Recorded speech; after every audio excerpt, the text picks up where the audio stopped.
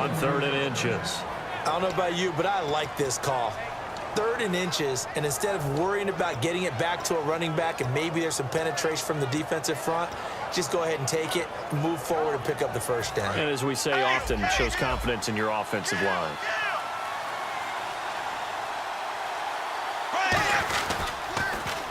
Now they'll run it on the toss. And they'll get him down right around the 16.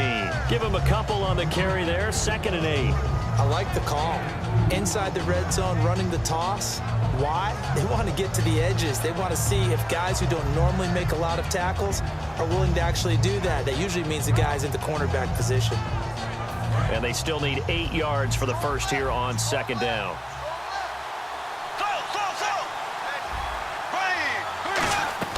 Now they'll throw it. Bortles.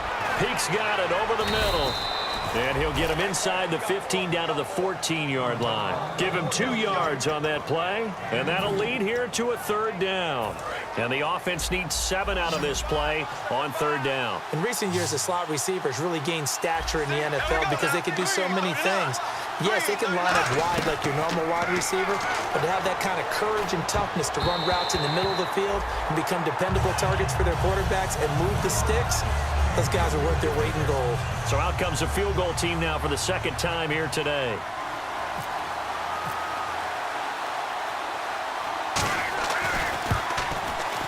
Oh, that one got away from him. Short distance kick missed. No good. Way wide to the right. And this score will stay right where it is. So a bullet dodge there defensively. They surrender excellent field position on the kick return, but it winds up not costing them a thing. And that's a tough sequence of events from an offensive perspective. The inability to get first downs leads to the field goal try. And the inability to cash that in leads to nothing on the scoreboard. Normally, he's pretty reliable. Usually catches what's thrown to him. On that play, he simply dropped it. And the D-line pinching together must be expecting the run. Here's Rivers. And his pass is intercepted for the 4th time today. A great read, and it's picked off. And they have the football and will take over at the 24-yard line. Out comes the Jacksonville offense as they get set to take over here. And they have to feel like they missed on an opportunity for points last time when they couldn't connect on that short field goal try. And no doubt about it, because they were counting on those points. In today's NFL, let's face it, that's really a chip shot, right? That's anything inside 40. Yeah, they're counting on that going through the post. But we've seen it happen to teams before. Some of the best kickers in the world can miss kicks like that.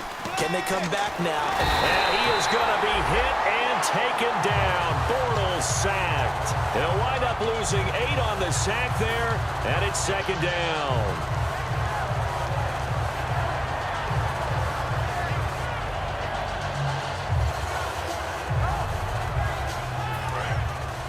And on the outside, they're playing press coverage.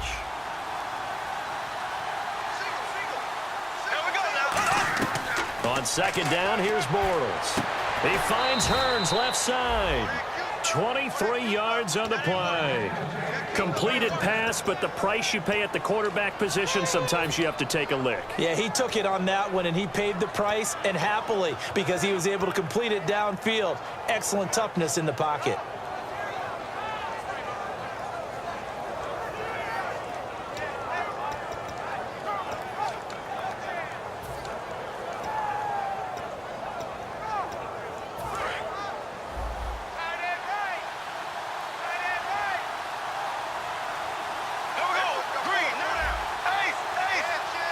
And goal here from the 9. They'll try and run for it with Yeldon. And finding room to work, he's down to the 2-yard line. It's a good pickup of 7 yards, and now they're looking at 2nd and goal. And 3rd quarter here, you've got the lead. This is where that strong run game can really benefit you. Stayed in bounds there, kept the clock going. I like all the points you just made there. And if you throw the football and it's incomplete, now you stop the clock, and you've helped out the guys on the other side of the ball. So keep it in the hands of those runners, keep moving it, keep grinding clock. His path became similar to almost running a stretch play, didn't it? Trying to find a crease, anywhere to put his foot in the ground and cut back. It just never materialized. From back at the 3 now, this is 3rd and goal. Now they'll run it on the toss.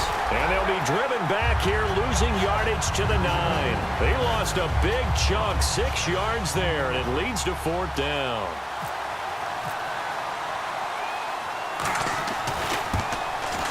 And he pushed it. Pushed it from short distance, wide right. It's no good. And this score will stay right where it is. So we've seen these be tricky from time to time. You know, you've almost got to cut the ball to make it go through. And this time he cut it a little too much, and he sliced it. Yeah, and he'll tell you, no excuses on this one. It's a kick every NFL kicker should be able to make in his sleep. But your word was definitely correct. He sliced that one, and he'll miss it wide to the right. It's a loss of a yard there, and now 2nd down. We talk all the time about how important it is to have leverage in blocking. It's also a big part of policing up gaps. Did you move someone out of the A gap? Did you move them out of the B gap in order to create space for your guy to run? In this case, all those gaps were shut down. Yeah, the movement was defensive, and they got him for a loss. That one good for 10 yards. And that is going to set up a 3rd and 1. If you run an out route, it's likely you're going to end up near the sideline. And what did we just see there?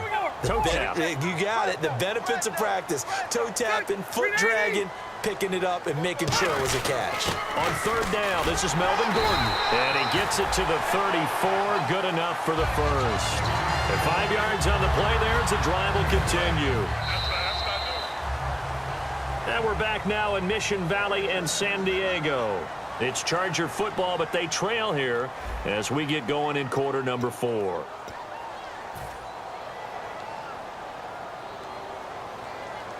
Offense comes to the line now, 1st and 10. They come out with 1 back and 3 tight ends. To throw is Rivers. And his throw here's incomplete. It looked like they had something there, but I think that he was thinking about running with the football before he actually hauled it in, and that led to a big drop.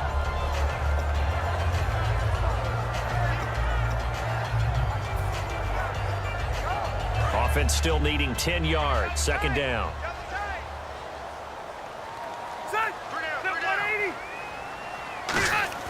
They go play action. Rivers.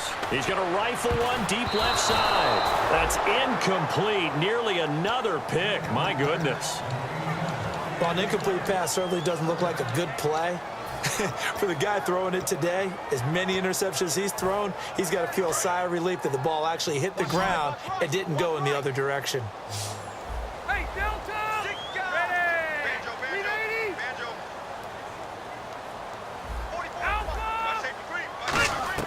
On 3rd down, Rivers.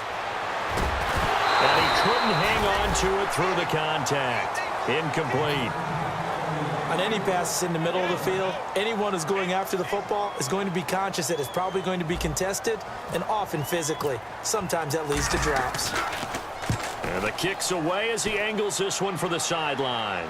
And this is going to be ruled out, I think, just inside the 20. Yes, it will. Side judge calls it at the 19-yard line.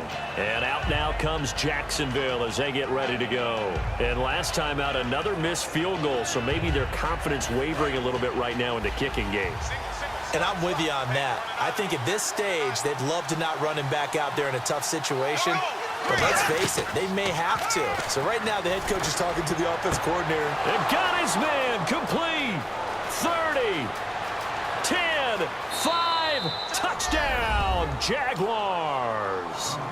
Allen Hurns, an 80-yard touchdown. And the Jaguars add on to their lead. Well, that was the fly route for a touchdown, and since he caught that one and scored it, I got to tell the story. Before the game, we were standing there. He was running deep routes, dropped one. It bounced up and just hit me right in the gut, and I said, come on, man, but there was no drop. Yeah, you okay now? I'm good. All right, I'm good. We got the ice pack up here. You're just fine. What I loved about it was the subtlety of the route, because everyone knows he's fast. They're going to play him for that route first and foremost, but sometimes it's a head fake. It's varying your speed off the line of scrimmage. It's giving the defensive back different angles to think about. Is he going inside? Is he going outside? And then, as you noted, he just took off past him. Oops. There he goes again. Now Rivers. And nowhere to get away. Rivers is dropped. Telvin Smith in there to drop him for his 5th sack of the year. And they're going to hurry back to the line now. Rivers now on second down. And the hit jarred it loose. It's incomplete. He was looking for Travis Benjamin that time. And it'll bring up third down. That was a classic example of trying to run with the ball without securing the catch. He was thinking about those rack yards instead of making the catch first and then taking off.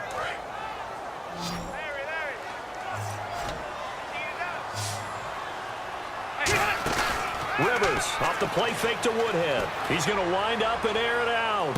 And my goodness, another interception. Picked off here by Aaron Colvin. And the possession is theirs at their own 43-yard line. The interception woes, they just continue to mount. He's thrown 5 picks. At this point, you got to be thinking, is it something between the ears? I think a confidence hit does occur once you start getting those numbers up there a little bit. But as you and I both know, it's not always just one guy's fault. Maybe somebody ran a wrong pattern. Maybe some balls were tipped. It could be so many different things. Bottom line, though, it comes back to the guy throwing them. They begin with a run by Yeldon. And he'll take this one across the 45 up to about the 46-yard line. 3 yards on the pickup there, and it'll be second down. The fourth quarter here, they've got the lead. They want to keep it on the ground. That's what they're doing. Smart football. Keep the clock grinding. Keep it going. But you got to figure now, they're going to see more people stacked up at the line of scrimmage as they try and bleed it out.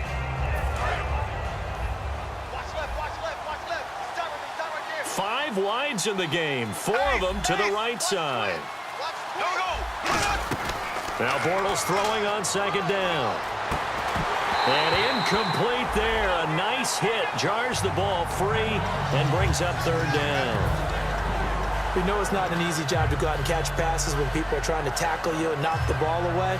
But the bottom line is, that's a pass he's got to have and a pass he should have caught.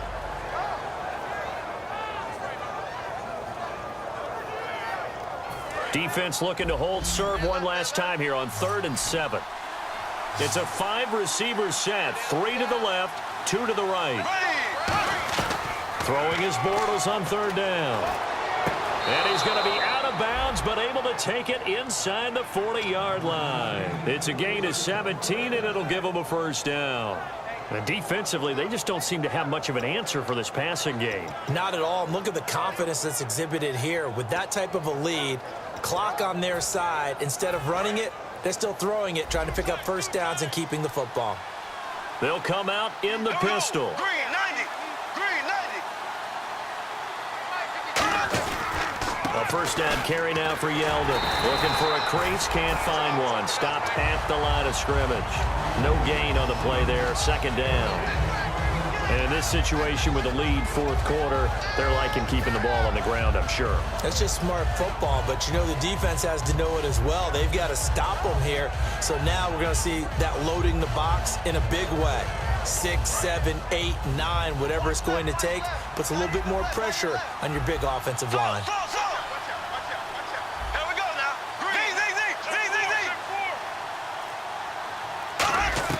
Bortles to throw on second down.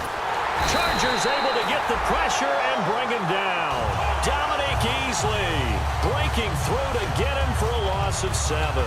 And I know it seems like we say this a lot in broadcast booths, but a quarterback can hold on to the football too long in these situations. I think he did right there. Oh, I agree with you totally. Sometimes you have to understand situations. Get rid of the football, save some yardage to make it less to gain for the next down. Instead, he was so hipped on ball security, he held on to it and took a big sack.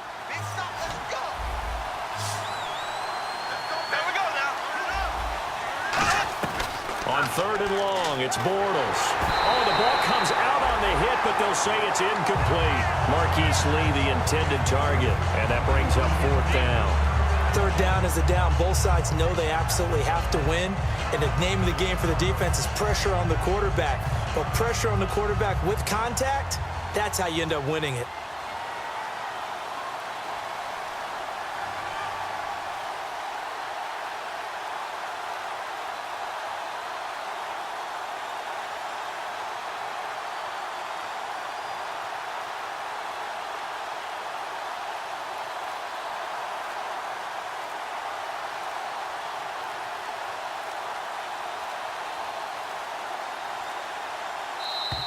And the play clock is going to run out here.